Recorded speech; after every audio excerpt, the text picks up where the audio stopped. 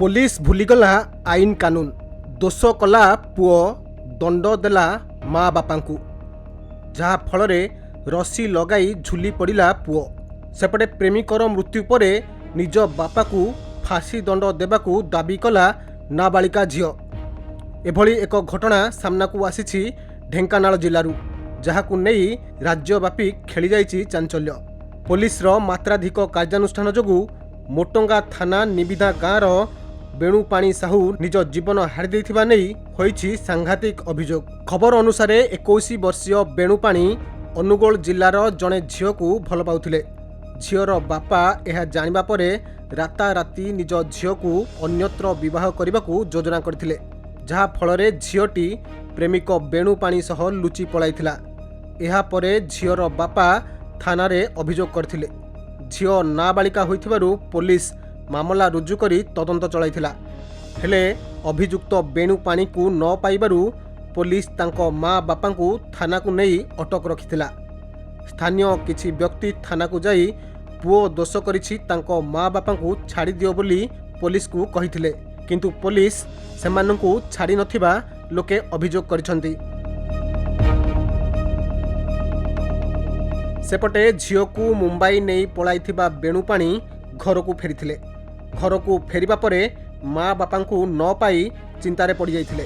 माँ बापा को पुलिस नहीं जाई थाना रे अटक रखिथिबा बेणुपाणी जानिबा परे घरे रस्सी लगाई जीवन हारी देइथिले। पुलिस मात्राधिक कार्यानुष्ठान जोगु बेणुपाणी एभली चरम पदक्षेप नैथिबा परिवार लोके अभियोग करछंती। अन्यपटे पुलिस एभली कार्यानुष्ठान को नहीं प्रश्न उठाइछंती स्थानीय लोके। लोके कहिछंती पुओ दोष कला पुलिस ता माँ बापा को कहीं थाना रे 3 दिन धरी अटक रखिला। आईन रक्षक होई आईन कानून को किपरि भूलीगला पुलिस।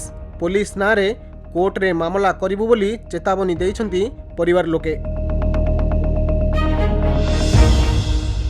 एक्चुअली हम गाँव बेणुपाण साहू अनुगुल डिस्ट्रिक्ट गोटे झील पर्सन आसाला तार एज नाला सी नेला सी कौड़ मो नंबर पाइले सदर थाना मुझे जानी कि मत बहुत रिक्वेस्ट करते आनी दियो मुझे कथा देली प्रोसीज देली भाई मुझे देवी पाइले 15 दिन खंडे जा 15 दिन पर बापा उठे नेला तार दिन मुझे गली थाना को तापर आम पाई गलु सी बम्बे अच्छी बोली पाई गलु पाइला मुझे रिक्वेस्ट कली बापा को छाड़ी दियो सी परदिन आसबे शुक्रवार दिन मुझे आसी हैंड ओवर करी छाड़े ना रिक्वेस्ट शुणिले ना सद अवस्था ये आप मरीगला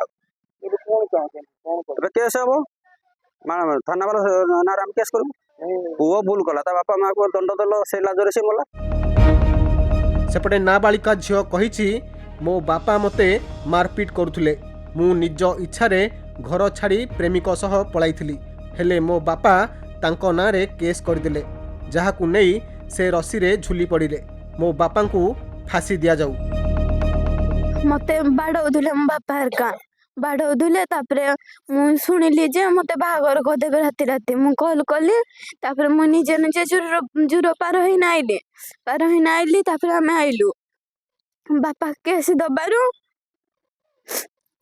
रस्सी नंगे समा को मो बापा फांसी हो चाहूँ। ढेंकानालरू हरे कृष्णा राउतंक रिपोर्ट खबर ओडिशा।